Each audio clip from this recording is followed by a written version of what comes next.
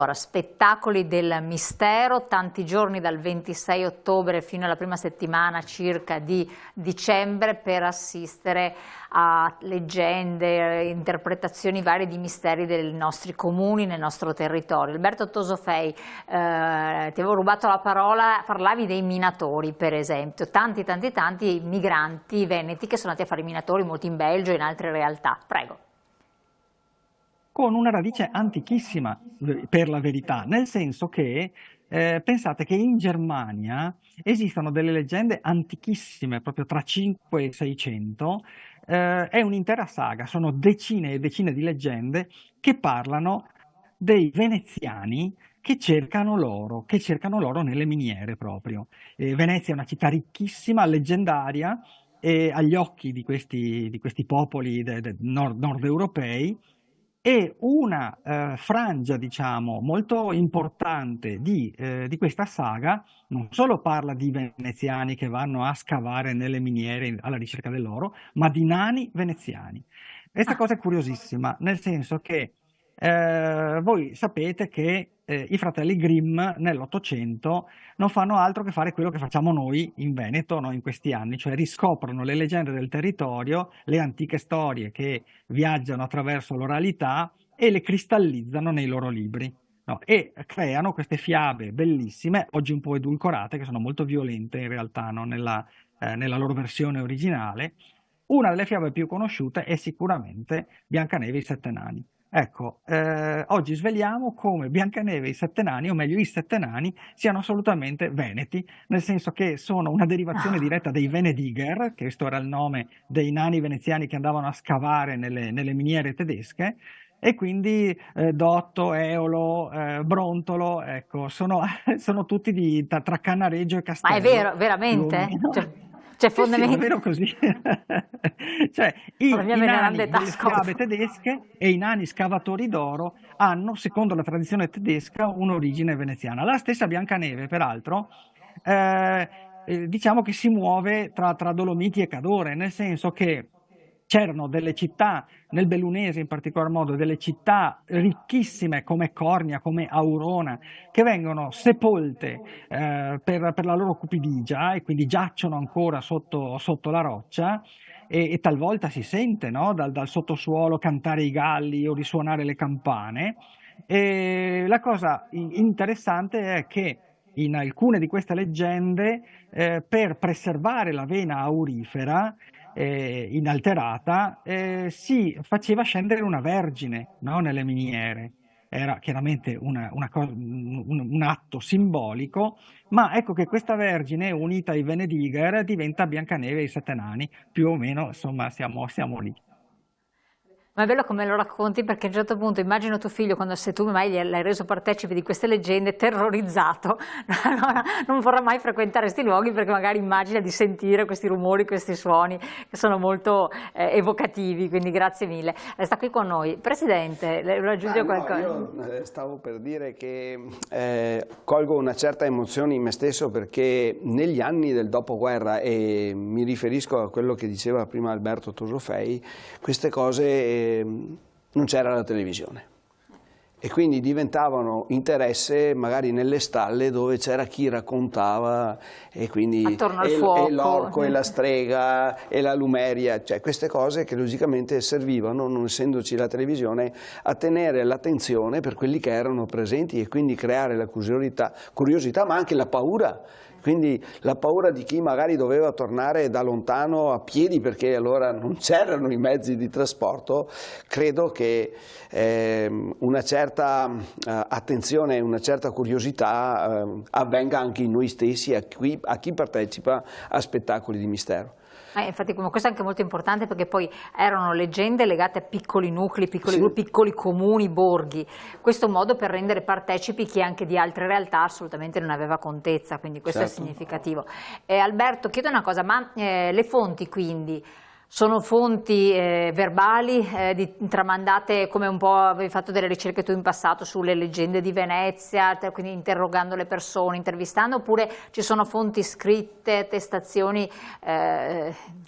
Ci sono per fortuna delle fonti scritte, chiaramente, ci sono, io adesso a memoria cito Maria Teresa Preto, oppure Marisa Milani, che per esempio che per tanti anni insegnò anche a Padova. Ci sono altri studiosi e studiose che tra 8 e 900 hanno prodotto una riscoperta, no, delle storie del territorio. Ci sono però, come appunto rilevavate un secondo fa, tante storie dimenticate che appartengono anche a luoghi molto, molto piccoli, e il festival nel corso degli anni ha contribuito molto a riscoprire, soprattutto a preservare queste storie, perché i volontari proprio delle Pro Loco qua e là si sono proprio messi di buzzo buono e sono andati ad ascoltare gli anziani e le storie che avevano da raccontare.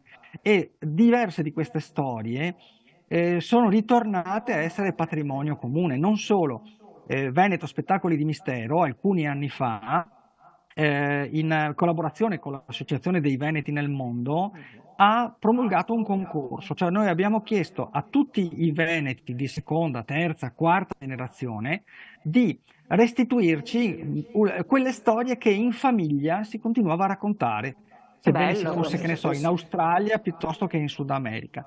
Sono tornate a casa delle storie bellissime che noi abbiamo raccolto in un volume che è diventato un PDF, un piccolo volume che è diventato un PDF che è scaricabile gratuitamente dal sito del festival, che quindi sono tornate ad arricchire, perché nei luoghi originari non le si ricordava più, no, questo patrimonio di racconto e di oralità che ci appartiene, che fa parte sì, come dire, di un aspetto letterario, ma che si fa radice, insomma, e che si fa quindi identità. Io sono molto fiero del lavoro che abbiamo compiuto in questi anni. Peraltro ringrazio anche il presidente Rino Furlan, perché insomma ha rinnovato anche ha rinnovato la fiducia insomma come dire, a tutta la squadra del festival. Aggiungo due nomi che sono nomi della segreteria dell'UMPLI, che sono molto attivi insomma nell'organizzazione del festival, che sono quelli di Bertilla Brunelli e Patrizia Bravo, che appunto assieme ai già citati Piera Vibbani, Roberto Frison e Fabrizio Tonon costituiscono in qualche modo il cuore, no, del festival, che però, lo ribadisco perché è giusto così, si appoggia appunto a quelle decine, centinaia di volontari che anno dopo anno e per tutto l'anno si danno da fare per mantenere vive le tradizioni, ma soprattutto una grande vitalità nei luoghi dove operano. Esatto, grazie. Presidente, prego. Questo voglio ribadire quello che ha detto Alberto, perché questa ricerca, cioè noi abbiamo organizzato il festival, ma non è che abbiamo ricevuto questo incarico dalla Regione Veneto e l'abbiamo fatto e l'abbiamo raffazzonato. No. Cioè abbiamo raccolto tutte quelle storie che sicuramente anche coloro che vanno a vedere queste iniziative e questi eventi hanno la possibilità poi di calarsi realmente. Abbiamo raccolto queste storie che hanno dei riferimenti prettamente storici. È chiaro che poi con l'andare del tempo, come diceva Alberto, il passaggio orale di questi racconti naturalmente si sono coloriti o si sono scoloriti, e per quello che abbiamo cercato di coinvolgere gli italiani che sono in giro per il mondo, per poi avere questa restituzione e ricercare ancora, appassionarci ancora di più, perché poi tutti i volontari che sono in giro per il Veneto si mettono in gioco con Alberto, che poi riporta nel giusto equilibrio quello che è la leggenda riferita al fatto storico. Organizziamo da un punto di vista tecnico anche come deve essere proposto l'evento, e naturalmente poi c'è un forte lavoro di comunicazione attraverso il sito, che ribadisco che è www.spettacolidimistero.it, e c'è anche una diversificazione di queste proposte. Le proposte possono essere teatrali, di escursioni in qualche borgo, e quindi, ma non è un'escursione fine a se stessa, cioè un raccontare il borgo che si apre. Ci sono dei segni su questi borghi, come il racconto dei segni di Venezia che Alberto ha raccolto proprio a Venezia, ma ogni borgo, ogni valle, ogni situazione ambientale o di monumento ha una sua storia, e quindi tecnicamente coloro che raccontano il fatto poi cercano di coinvolgere sicuramente anche l'ospite che viene in quella serata. Quindi l'effetto è proprio quello di cercare le nostre radici e appassionarsi su questi fatti. Io consiglio a tutti di entrare nel nostro sito e cercare l'evento più confacente, ma devo dire che probabilmente se cominciano già dal 26, poi il secondo weekend vanno in un'altra località si fanno prendere e vanno a scoprire sicuramente tutto il Veneto, ed è io che lo percorro e lo seguo questo festival. Devo dire che sono già parecchi anni che lo seguo, ma ogni evento di volta si emoziona in modo diverso, anche perché si trovano personaggi e interpreti che raccontano a loro volta la storia e quindi fanno partecipare sicuramente coloro che sono, e quindi si scoprono cose come Biancanevi, i 7 nani e altre cose ancora. Alberto, a proposito di interpretazioni di vario genere, raccontatori, attori, perché abbiamo visto anche delle interpretazioni teatrali molto prestigiose, come si trovano questi attori, questi interpreti? Non è una cosa semplice? Allora, in realtà è più semplice di quanto non sembri, nel senso che un altro degli aspetti del festival è quello di valorizzare le, tra virgolette, maestranze locali. Quindi è un festival anche che porta con sé profitto, no? Nel senso che distribuisce lavoro. I fondi che la Regione ci elargisce e che vengono distribuiti attraverso le Pro Loco servono proprio a pagare, no, queste produzioni, e quindi insomma ci sono questi attori, questi autori, queste persone che producono spettacolo, producono divertimento, sono professionisti, insomma, sono professionisti. Ma lo fanno appunto in maniera, come dire, intelligentemente creativa. Noi attraverso questi spettacoli impariamo la storia e le storie del territorio. Ve ne racconto un'altra molto breve, e lo devo fare perché sennò Roberto Frison me la fa pagare se non cito Ezzelino III da Romano. Dovete sapere che se voi pensiate allo stemma di Milano, no? Che c'è questo lungo drago, questo lungo serpente dal quale esce una persona umana, no? Quello è il drago Tarantasio che infestava il lago Gerundo e che viene ucciso dal primo dei Visconti, no? Che darà origine poi alla dinastia viscontea dei duchi di Milano. Ecco, il drago Tarantasio, secondo la tradizione, nasce niente meno che dalle viscere putrefatte di Ezzelino da Romano, che è ucciso in battaglia, appunto, essendo lui il figlio del diavolo, produce questo drago che mandava miasmi mortali. Quindi, come vedete, anche da delle viscere insospettabili, quelle di Ezzelino da Romano, che poi finirà per dare il nome a una località del Veneto, no? E grazie all'uccisione di un drago prende vita un'intera dinastia a Milano. Vedi, interessantissimo.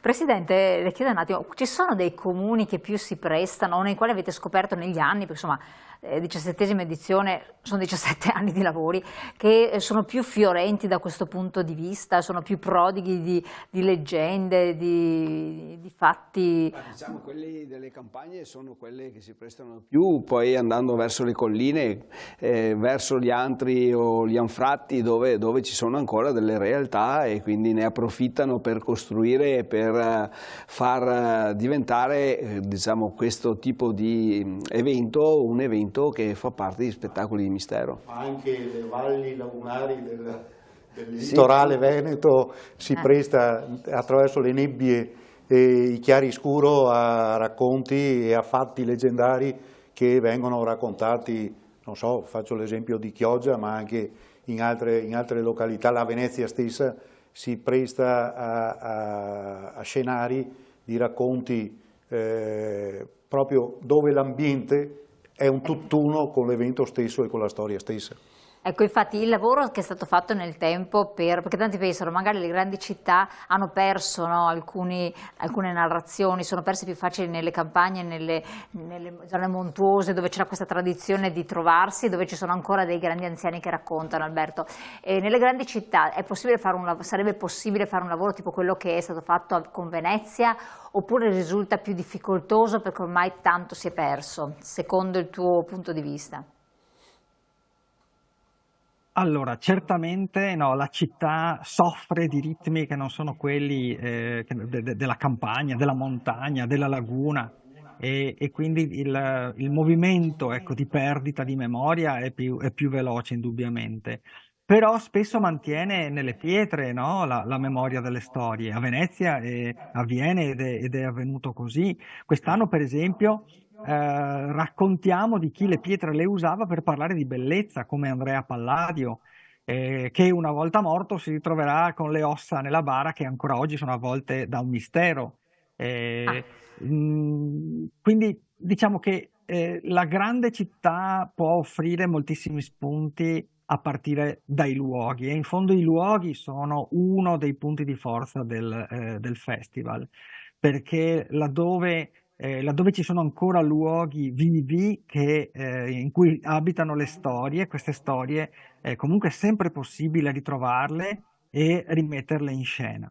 Noi lo diciamo sempre che è un lavoro filologico, che ha in qualche modo anche porta in sé lo spirito dell'accademia, ma in realtà noi lo facciamo in maniera molto svagata e divertita, perché offriamo appunto spettacolo e intrattenimento, perché poi chi l'ha detto che per imparare le cose sia necessario annoiarsi, ci si può anche divertire. Ed emozionare, perché con l'emozione i ricordi restano belli impressi nella mente. Noi siamo giunti in chiusura. Presidente, vuole aggiungere qualche cosa? No, diciamo che io ringrazio ancora la Regione che ha creduto in Umpli Veneto, ringrazio Alberto Tosofei, direttore artistico, ringrazio Fabrizio Tonon che è il responsabile di Spettacoli di Mistero, i collaboratori Roberto Popi Frison Li ho menzionati già prima, quindi sì, ma volevo ringraziare perché come Alberto Tosofei è il direttore artistico abbiamo un ufficio che logicamente senza dell'ufficio non riusciremmo a promuovere e a organizzare il tutto, quindi anche l'ufficio va ringraziato. Con tantissime persone che ci lavorano dietro, quindi questo assolutamente sì. Che preparano appunto il sito www.spettacolidimistero.it, sempre aggiornato in modo che in qualsiasi momento le persone possono trovare tutto. E chi vuole passare queste emozioni nei nostri borghi. Goderle dal vivo, insomma, questa è una cosa importante. Ultima cosa, Alberto, volevo chiederti, il tema di quest'anno è terra e aria, come mai terra? Vabbè, c'è stato acqua, fuoco, perché dai 4 elementi, ma terra e aria c'è qualche cosa in più da dire? Ma ci sarebbe tanto da dire, ma... Oh no, in 2 parole che siamo in chiusura. Sì. No, rimaniamo nella storia. Per esempio una delle figure più emblematiche venete del Bellunese, Girolamo Segato, aveva scoperto nell'800 il segreto. Lui era andato in Egitto, si era introdotto in delle piramidi egiziane, aveva scoperto il segreto per pietrificare la carne, e ancora oggi ci sono questi suoi preparati, soprattutto a Firenze, città dove lui è stato sepolto, che mostrano questa incredibile capacità che aveva di cristallizzare i tessuti. È una storia truce, ma però anche molto, molto affascinante. Aggiungo solo in termini tecnici che assieme al sito noi siamo anche molto attivi sui social. Trovate una pagina Facebook, Spettacoli di Mistero, nella quale ci sono gli aggiornamenti anche in tempo reale, per cui se per esempio un evento per via del maltempo deve essere spostato, sul sito c'è un avviso, ma anche sui social, insomma, quindi è facilissimo collegarsi, trovare il proprio evento, insomma, di elezione, raggiungere il luogo, essere sempre informati. Benissimo, allora grazie Alberto Toso, direttore artistico Veneto Spettacoli di Mistero, buon lavoro, buon proseguimento, sappiamo tante opere ancora in corso anche di presentazione, ne parleremo magari in un'altra circostanza ancora, intanto buon lavoro e buona serata.